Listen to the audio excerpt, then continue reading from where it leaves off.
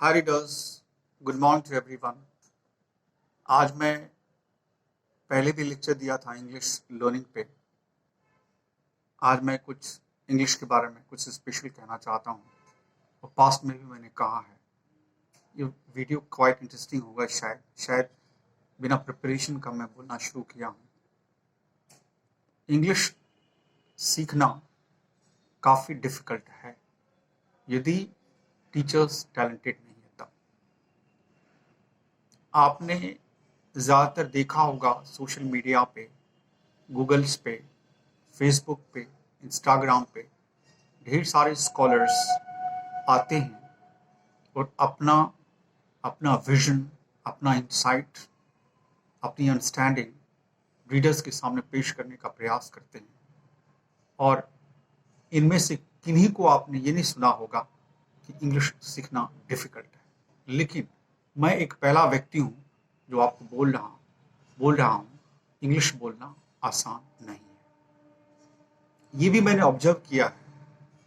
काफ़ी वीडियो मैं इंग्लिश पे बना चुका हूँ और मेरे स्टूडेंट्स भी कहते हैं कभी कभी कि सर आप थरो और इंग्लिश में आप इंग्लिश के बारे में बोलना चाहते हैं तो मत बोलिए। कोई कहता है कि कम्प्लीटली आप हिंदी मत बोलिए, दोनों को मिक्स करके बोलिए। और आधुनिक युग में ना तो कंप्लीट इंग्लिश काम कर रहा है, ना तो कंप्लीट हिंदी काम कर रहा है।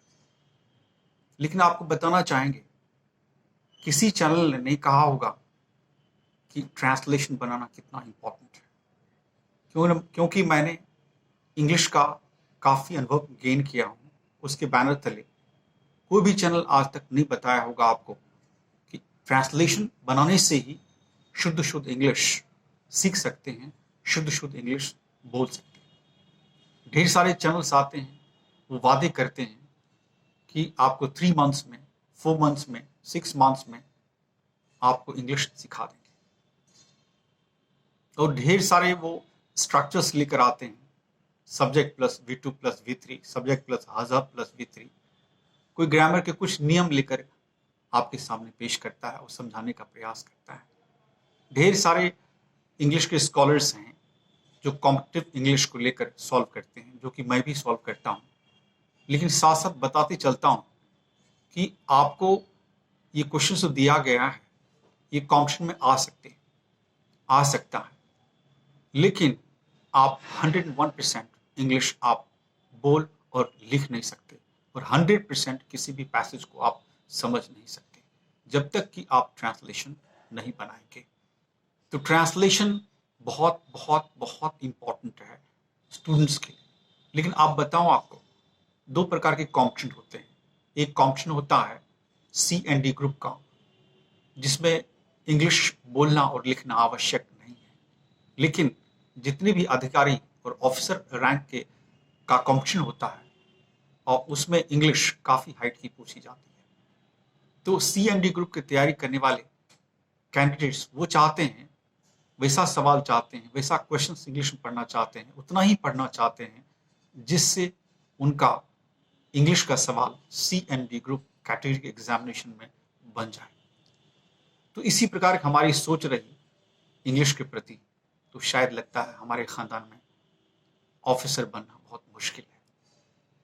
और एक एक्सपीरियंस इंसान ही आपको शुद्ध इंग्लिश लिखा सकता है, बुला सकता है।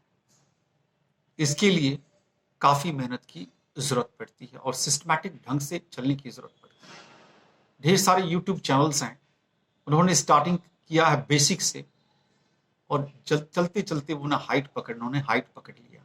वीडियो पे वीडियो बना डाला, इतना वीडियो बना डाला कि बच्चों को पता नहीं चलता है कौन सा वीडियो पढ़ा जाए। हर एक कहते हैं आप इस चैनल पे चले जाइए, मेरे इस चैनल पे जाइए, मेरे उस लेक्चर पे चले जाइए। इतना बोझिला कर दिया इंग्लिश सीखने को, मैं क्या कहूँ। इसलिए वक्त बेवक्त मैं आपके सामने पेश होता हूँ। मान लिया जाए कि आप वुडस्टॉक ले लिया आपने, फ्रिजेस आपने रट लिए, प्रोवर्ब्स आपने रट लिए, ढेर सारे व्याकरणों के नियमों को आपने जान लिया, लेकिन जब तक इन चीज़ों का वाक्यों में प्रयोग करना आपको नहीं आएगा तब तक इंग्लिश आप अच्छी तरह से बोल और लिख नहीं सकते। बार बार मैं जोर दे रहा हूं, मेरे वीडियोस उतने नहीं चलते जितना चलना चाहिए, लेकिन चले न चले, मैं वीडियो और मन की बातें इंग्लिश के प्रति मैं करता रहूंगा। अंत में यही कहना चाहूंगा कि रीडर्स को, आप कहीं भी हो, चाहे साउथ इंडिया में हो, चाहे दिल्ली में हो, मुंबई में हो, कोलकाता में हो, नागपुर में हो, कोयम्बटूर में हो, किसी भी पार्ट में हो, आप ऐसे शिक्षक की तलाश करें जो शुद्ध शुद्ध इंग्लिश बोलता हो और जिनके पास ग्रामर की गहराई भी हो और जो ट्रांसलेशन को आधार बनाकर पढ़ाते हो। इस टीचर की आप पहले तलाश कर लीजिए, तो आपके छोटे छोटे एग्जाम तो चुटकी में ही निकल जाएंगे।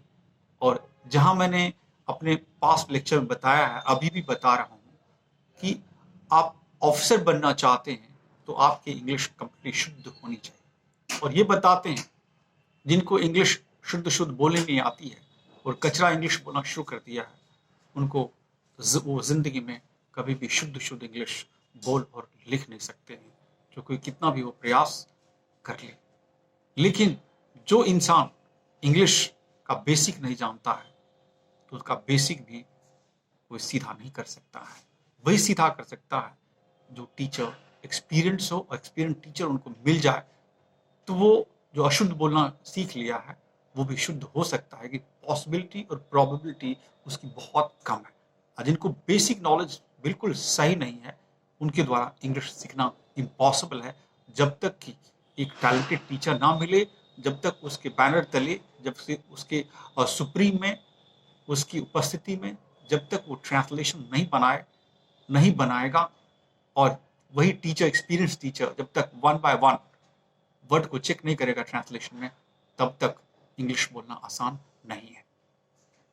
ये कहानी हमारे बिहार राज्य की ही नहीं है, बल्कि ये कहानी ऑल ओवर इंडिया की है। हमने इंग्लिश मीडियम के बच्चों से भी काफ़ी इंटरेक्शन किया है। इंटरैक्ट तो कर लेते हैं, जो ग्रामेटिकल फ्लॉज होते हैं, जो ग्रामेटिकल रूल्स होते हैं, ज़्यादातर ग्रामेटिकल रूल से बाहर सेंटेंस बोलने का प्रयास करता है। ऐसी मिथ्या फैलाई दी गई है हमारे समाज में कि इतनी शुद्धता इंग्लिश में कोई देखता नहीं है। आप समझ के देखिए, जितने भी नेता फेमस नेता हैं, जितने भी IAS ऑफिसर हैं, IPS ऑफिसर हैं, उनके मुंह से ऐसी बातें आप नहीं सुनेंगे। उनसे सुनेंगे जो IAS ऑफिसर नहीं है, जो IPS ऑफिसर नहीं है, जो पॉलिश नेता नहीं है, उनसे ही आप सुनेंगे। बिहार में ढेर सारे इंसान कहते हैं इंग्लिश जानना कोई जरूरी नहीं है, आप हिंदी से भी कर सकते हैं। ये सिर्फ कहने के लिए, कहना आसान है, करना मुश्किल है। एक DM और SP और इंग्लिश ना आए, एक नेता उसको इंग्लिश बोलने ना आए, तो मैं कहता हूं शायद वो इंसान, वो ऑफिसर्स और वो नेता इस देश का कर्णधार नहीं है, बल्कि कलंक है। ढेर सारे डिबेट में टेलीविजन में सुनता हूं, कोई ऐसा नेता नहीं होता है, कोई ऐसा IAS ऑफिसर नहीं होता है, जब अपनी बातें कहता है इंग्लिश में तो उनके वाक्यों में गलतियां मैं ढूंढ पाता हूँ। एक पॉलिश टीचर होने के नाते भी आज तक ना के बराबर ऑफिसर्स जो बोलते हैं टेलीविजन पे और नेता बोलते हैं, ऐसे लगता हो कि सब चीज रटा हुआ है। और हम और आप इंग्लिश बोलने चलते हैं तो हमें कनेक्ट करना पड़ता है, हमें सोचना पड़ता है। सोचने के बाद भी जो एग्जैक्ट शब्द का प्रयोग जहां होना चाहिए नहीं हो पाता है। तो आपसे आह्वान है कि इंग्लिश सीखना यदि हो तो ज्यादा से ज्यादा ट्रांसलेशन बनाएं, जल्द से जल्द एक ऐसे टीचर की तलाश करें जो ट्रांसलेशन को आधार बनाकर इंग्लिश पढ़ाता हो, ना कि सिर्फ ग्रामर पढ़ाता हो। ऐसे टीचर की तलाश करिए रीडर्स। अच्छा स्पीकर बनिए, बहुत बड़ा ऑफिसर बनिए। कर्मचारी तो सब बनते हैं, नौकरी तो एक ही है, वो IAS ऑफिसर, IPS ऑफिसर। नौकरियां तो हजार हैं, नौकरी तो एक है, वो IAS IPS। नौकरियां तो हजार हैं। इसी के साथ मैं अपने स्पीच को विराम देता हूं। वीडियो पसंद आए तो लाइक करिए, सब्सक्राइब करिए। Thank you very much.